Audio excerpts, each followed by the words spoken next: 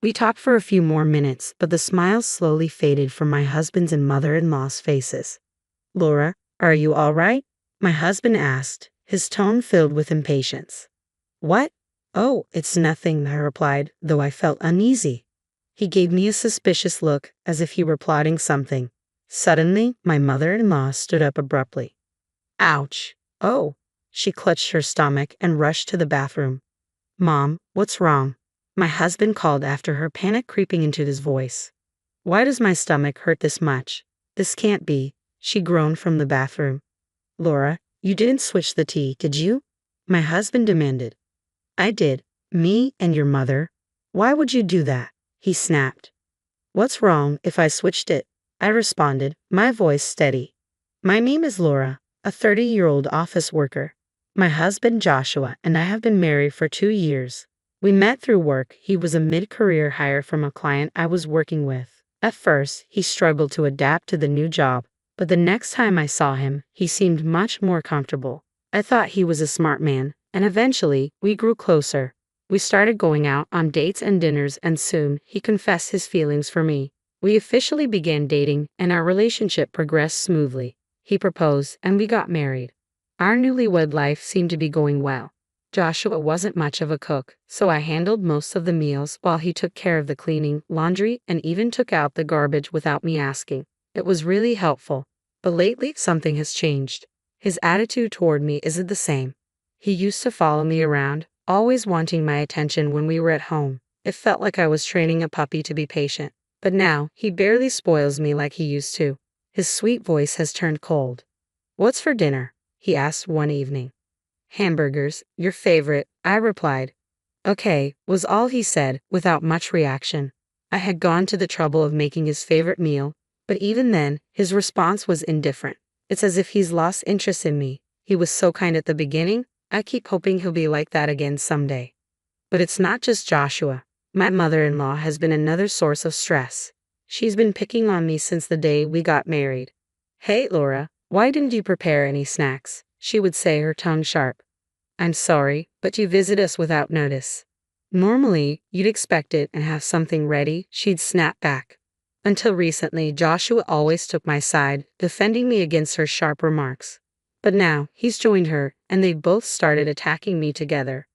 "I really don't think Laura is considerate enough to you," my husband remarked, his voice laced with disapproval. "It's a wife's duty to be prepared whenever my mother visits. You never know when I might leave you if you keep this up." His words cut deep, and the threat of divorce hung in the air. I was upset because he never used to be like this. A mixture of sadness and a lingering desire to trust him filled my heart. Then one day, something unbelievable happened. One weekend, my mother-in-law came over. This time, she brought tea and sweets, an unusual gesture for her. The tea looked expensive, and she seemed unusually cheerful. "I went out of my way to buy the finest tea I could find today," she said with a smile. "Let's drink it together." Her sudden kindness made me suspicious. It felt like there was something more to it. "Thank you, Mother. I'll make the tea today," my husband chimed in.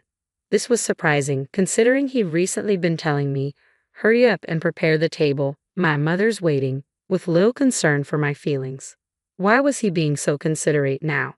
While I was still feeling uneasy, my husband brought me a cup of tea, grinning widely. "Wow, it smells so good," my mother-in-law said as she leaned in to inhale the aroma.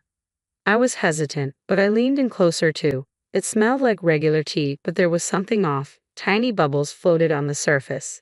This didn't feel right. I knew I shouldn't drink it, but I wasn't sure how to avoid it without raising suspicion. Then an idea struck me. "Oh, mother-in-law, your favorite Korean singer was on the music show the other night, and I recorded it. You can watch it if you like." Her eyes lit up. "Oh, really? I'll watch it right away." She quickly moved to get the remote control. But just as she did, she turned back. "Oh, isn't there any snacks? You made tea, but you forgot to prepare the snacks." I told my husband my plan, knowing his arrogance would make him easy to provoke. "I was just about to get the snacks ready now," I said, feigning innocence.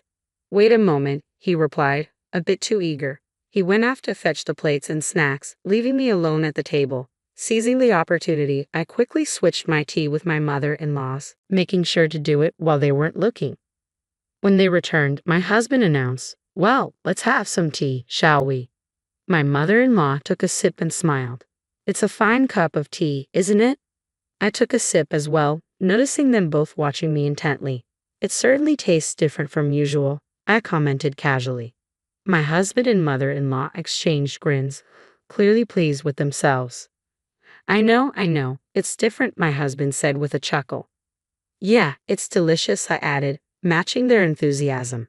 They laughed together, clearly enjoying the situation, while I continued to drink the tea, playing along. As we talked for a few more minutes, I noticed something strange. Their smiles began to fade. Laura, are you all right? My husband asked, his voice betraying the hint of concern. What? Oh, it's nothing, I replied, keeping my expression neutral. But then, suddenly my mother-in-law stood up abruptly. Ouch! Oh, she groaned, clutching her stomach as she rushed to the bathroom. Mom, what's wrong with you? My husband cried out, panic setting in. Why does my stomach hurt so much? Oh no, this can't be, she gasped from the bathroom. A look of horror crossed my husband's face. Hey, Laura, you didn't switch the tea, did you? I did. I swapped mine with your mother's. What? Why would you do that? He demanded, his voice rising in panic. What's wrong with switching? I asked, my tone calm. Does that mean there was something bad in the tea you served me? No, it's just that. Tell me the truth, I interrupted, my voice firm.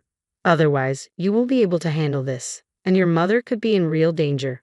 His face paled as he realized I was serious. Finally, he admitted the truth, knowing he had no other choice. I actually planted a large amount of powdered laxative in your tea, my husband confessed. What? Of course, you get an upset stomach if you did that, I exclaimed, my shock quickly turning to anger. And in large quantities, it could be fatal. Really, call an ambulance, he panicked. Okay, I replied, my mind racing as I dialed the emergency number.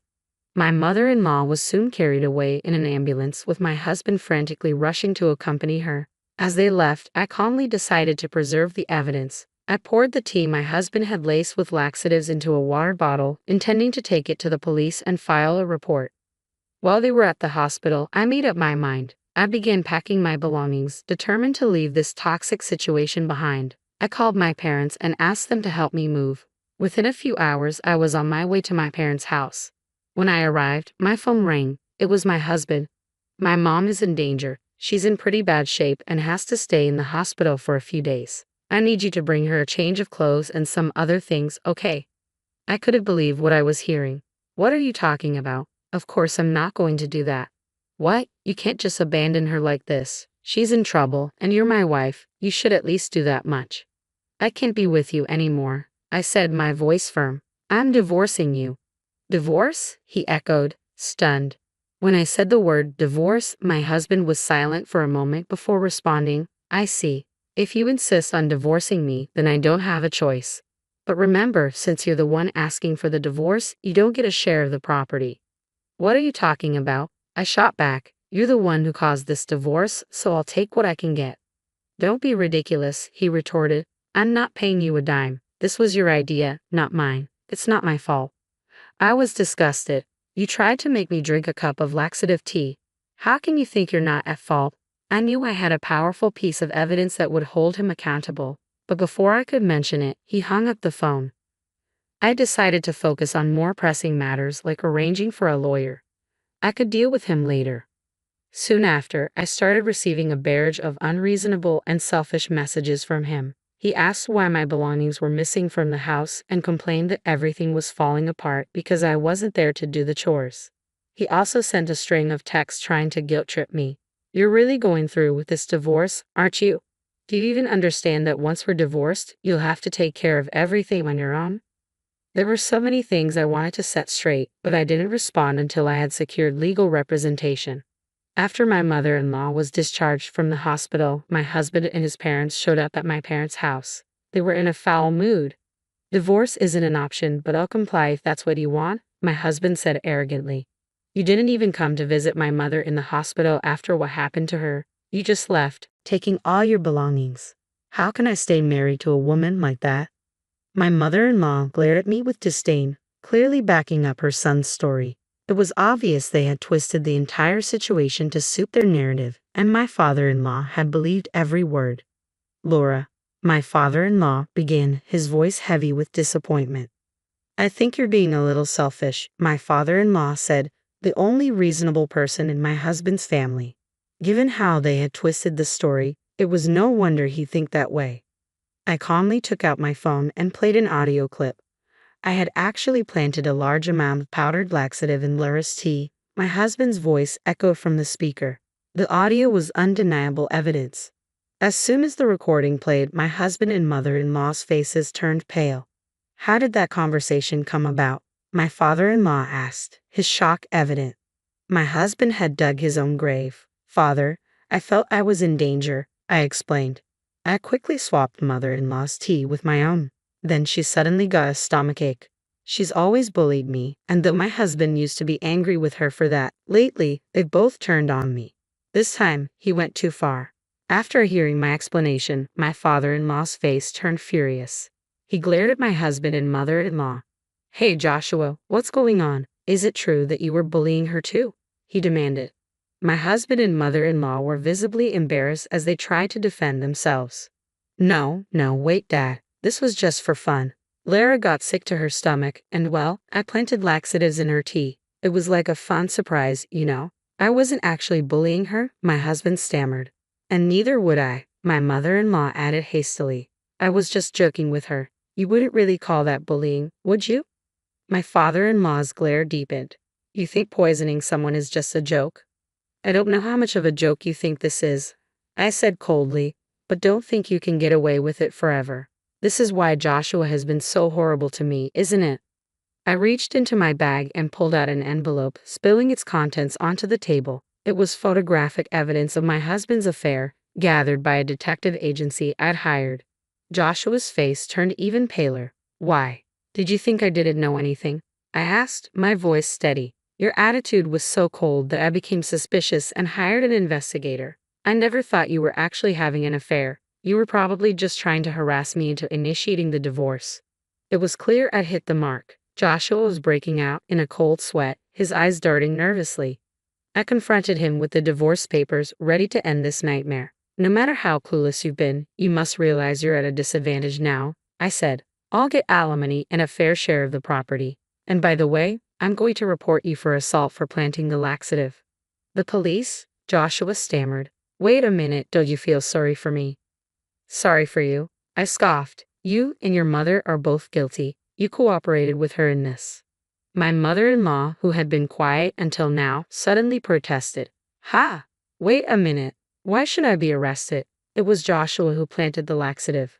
Mom, you came up with the plan, Joshua shot back. Don't you dare try to put this all on me. What? You asked me to help because you found a new potential wife, she retorted, her voice rising.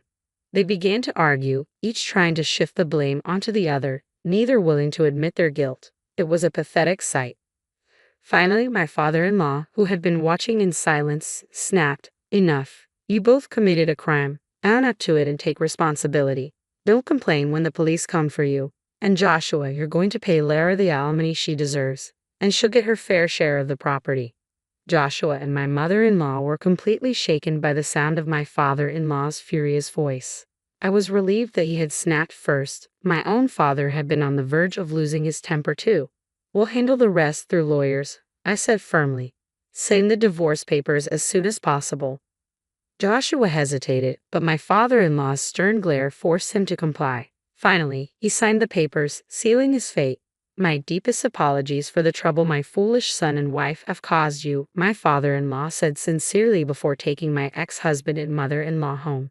After that, I pursued legal action through my lawyer, filing claims for alimony against both my ex-husband and his mistress. I ended up receiving $30,000 from each of them. I also reported the assault to the police, submitting the audio recording of my ex-husband admitting to spiking the tea with laxatives and providing the tainted tea as evidence. Both my ex-husband and mother-in-law were arrested and fined. My father-in-law, utterly disgusted with his wife's behavior, left her and filed for divorce. This left my ex-mother-in-law to fend for herself. She had to pay the fine on her own, but with her and my ex-husband now at each other's throats, she couldn't even rely on her son. She's currently working part-time for a low salary to cover the fine. As for my ex-husband, his mistress was furious when she found out he had lied about being able to marry her without causing me any trouble.